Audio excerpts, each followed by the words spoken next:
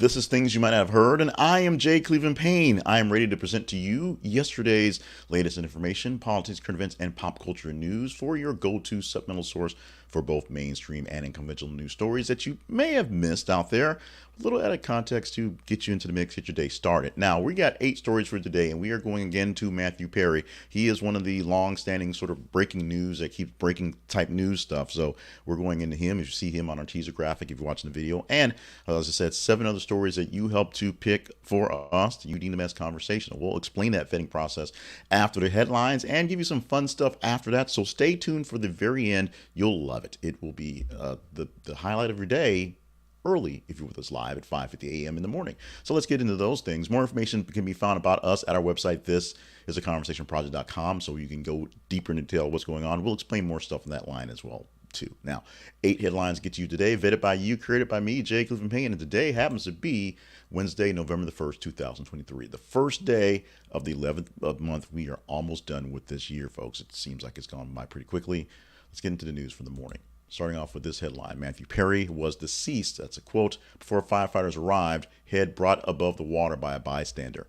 So when the first responders, firefighters arrived at the Hollywood, Los Angeles City home of Matthew Perry, Los Angeles City firefighters reached his home in Palisades, Pacific Palisades, on Saturday, and he was basically deemed dead on arrival. They had to pull his head out of the water in the hot tub he was found in on that day. Apparent drowning, so there's really nothing to really kind of go deeper into that one. It is being investigated on what went down officially with that, but the family has addressed the actual tragedy, the actual finding, what's going on.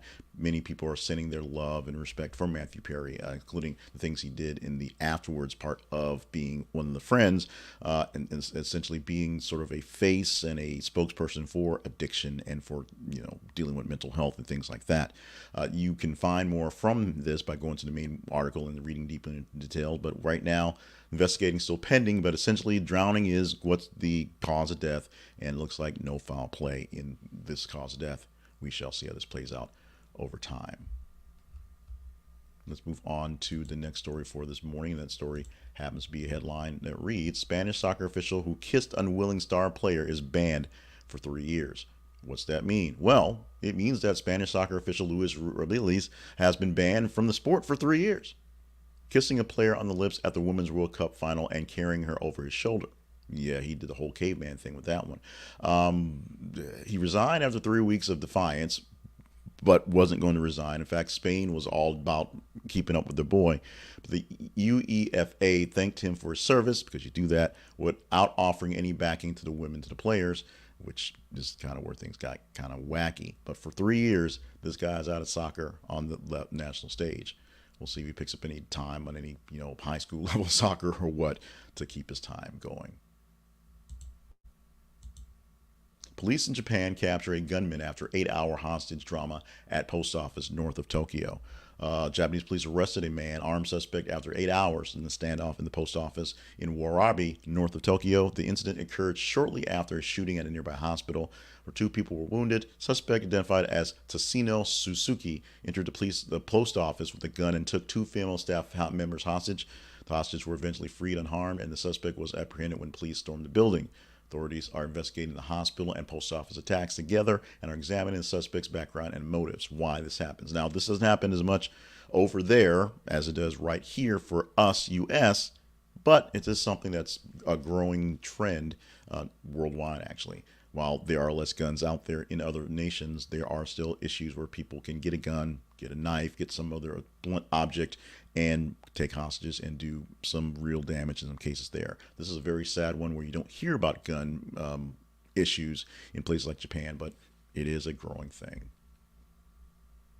Our next headline, WeWork plans to file for bankruptcy as early as next week, source says. We were kind of pulling for things to put into the news today. There were plenty of stories, yes, but the ones that seem more relevant were kind of more on the iffy side today. This one we've been tracking for a while. WeWork, the SoftBank Group-backed company, plans to file for bankruptcy as early as next week, comes as source. Not official, but comes as source. They had plans of going public just 4 years ago in 2019, but that all went crazy when they found out that the business model was really not much of a business model, more of a Ponzi scheme, and hefty losses from what they were doing in modeling out various places to work and live. and just not making money from it. Also, the head of the companies were kind of wacky. That made it go very weird. The very public downfall of WeWork began basically in 2021, where the much reduced valuation was sort of noted there. We'll see how they are able to liquidate and fix things from here. Labels change contracts to prohibit re-recordings for 10 years. What's happening with the record labels as they're trying to find a way to get out of many people re-recording their masters so they can have new albums like Taylor Swift is doing and many other folks are doing? Record labels are changing some of the rules, or trying to get the rules changed so you can't do that. The records are looking for the recordings after 10 years due to success of Taylor Swift's re-recordings to keep that from happening across the actual gap. So if anybody who doesn't quite own their masters or get them lost some way, lost their tracks of them, and then just re-records the songs because they're the songwriter with a new credit, is taking money out of people's pockets or out of the record companies' pockets. The way record companies run these days, it was pretty archaic and bad, 20 years ago when I thought I was going to be in the record industry. Now it's hard to understand how anyone makes any money these days, but they do, and the record companies are going to do what they can to save their own skins as best as possible.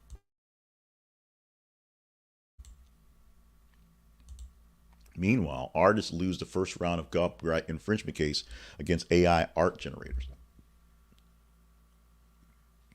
This story we pulled from the Hollywood Reporter, and this is one that's going to affect a lot of people as we're seeing the still striking actors and the formerly striking writers in Hollywood trying to fight the AI revolution, or AI taking over their work essentially. Federal judge dismissed most claims in a lawsuit over the use of billions of images downloaded from the internet to train AI systems, allowing one to proceed against Stability AI. The Human Artistry Campaign has welcomed President Biden's executive order to create safeguards against AI, which we probably should, while leading AI companies to have agreed to guardrails to manage these risks. AI may be a bad thing. It can be a bad thing. Anything that's good has the potential of being bad. The biggest thing with AI right now is not that the machines will take over the world, but the machines will actually be used by people who want to take over the world to influence us in odd ways. Deep fakes are already a thing that we have to look out for, but bad information. We already have bad information that's out there on the internet. Making it more slick, more easy to read, more easy to produce makes it even worse. And the real potential with AI is it creates things, but it doesn't really know what it's doing. It might write your report, but it's writing your report from bits and pieces of other words and that sort of sound like it's legible. It doesn't necessarily mean it makes any sense or it's even right or even wrong to the right point. You might be trying to say something to a slanted point and find somewhere in the middle it pulled some data from something else and didn't use it as a way to contrast. It actually thought it was the same thing. The images, a whole nother issue. People are using people's images, bits and pieces of stuff, and making new images of them because they're a mix, a mashup, if you will. But do you own the rights to your images, your originals, and whatever parts of you are put into the mashups? That's what we'll be fighting in court for some time. And this is one case where many artists are losing a battle in the moment. Potential cure for sickle cell disease raises few concerns for FDA panel.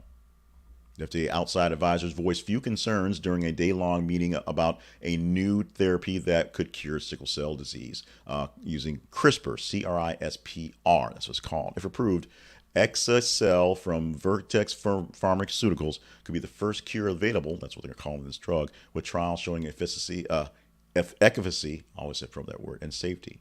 So there are some risks. So it wasn't no questions, but few questions asked about this. Apparently, it's a good-looking thing.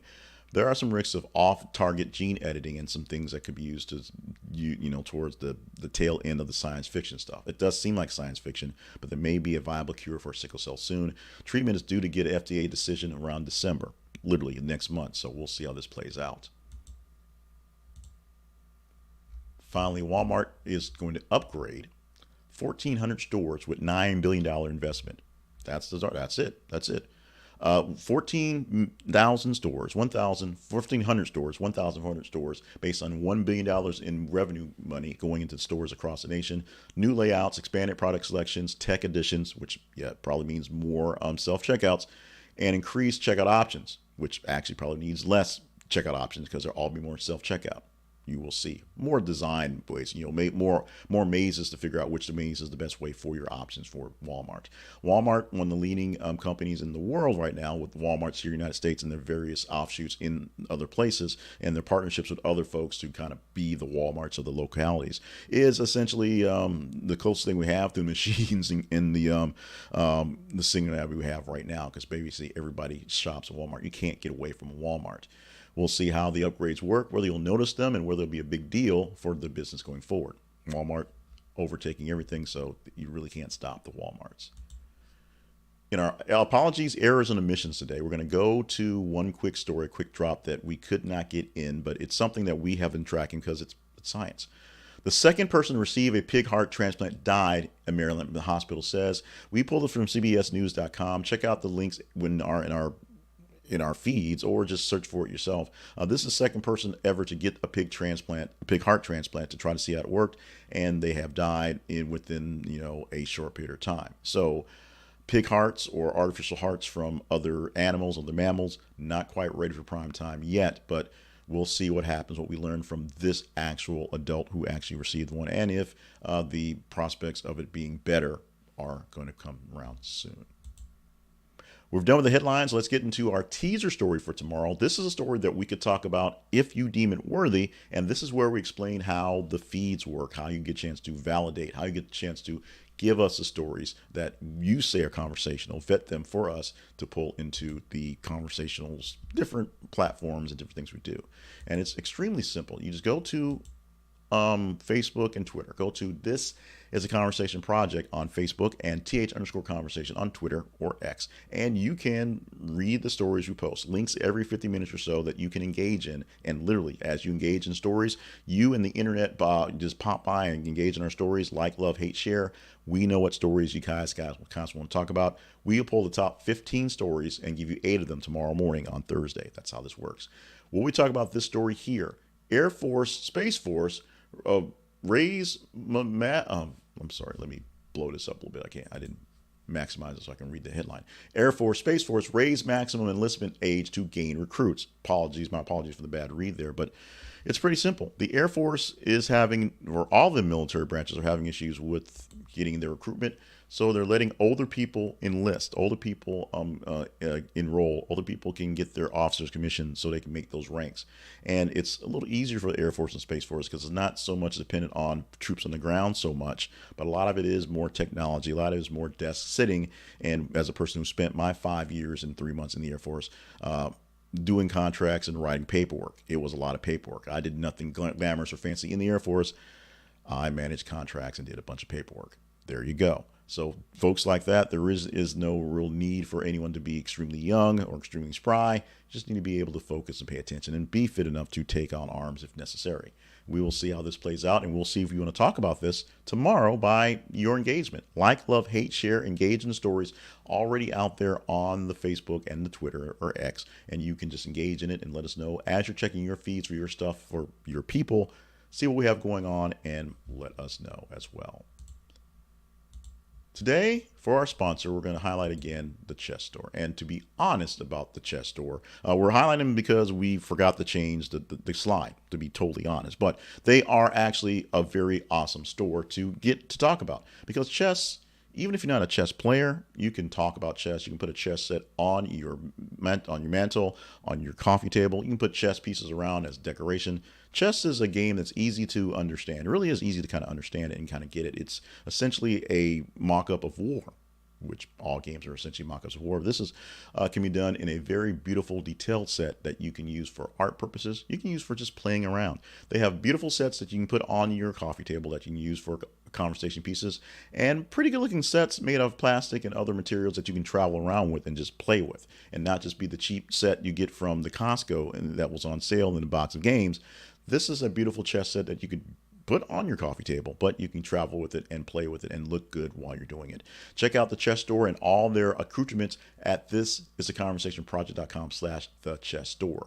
This is a conversationproject.com/thechessstore. The Chess Store is where you will find great stuff on chess, and that link will where you find a way to get us a little bit of cheddar as you pay for them using our affiliate link. We get a little bit back as a kickback for your buying from them. So check them out today. Conversation Project lives online at this is theconversationproject.com. We want you to stop by our website, this is theconversationproject.com, and check out a lot of things we have there. You can find links to all the places you can find us online. We're everywhere, and we have those links there directly. You can find links to the feeds, which you said already, on Facebook and Twitter, and you can engage in the stories and let us know what stories to talk about. You literally give us the words that come out of my mouth every day. Go to your email machine and send an email to theconversationinbox@gmail.com. Let me know what I can do to work on this thing here. And if you want to really get some input, become one of our partners. Go to our webpage, click the partners link, and become a partner, and you get direct access to everything we're doing. And we can do a lot of things together with a little bit of your help. The free stuff, going to the feeds and going to the email, it's great. We need you to do lots and lots and lots of that. But if you want to partner up with us, we also appreciate that as well. And now, let's get to the fun stuff to wrap up for this morning. And the fun stuff begins always with a birthday on the day. Birthday for today, we're celebrating much love to Toni McCarthy, who's 51 years old today. Graduated from being the chick from Singled Out and, of course, married to Wahlberg. I think she's done fairly well for herself. Toni McCarthy, a staunch member of the Generation X who is out there kicking it, getting things done. I guess you want to say that. She is 51 years old on the day. Today in history, in 1913, on the 1st of November, the forward pass gained national prominence when used in Notre Dame startling upset, say that 3 times fast, of Army, 35-13. When there was no pass, there was no way to actually score that way or defend it. Before that, with leather helmets and just running into each other, the forward pass introduced by Notre Dame.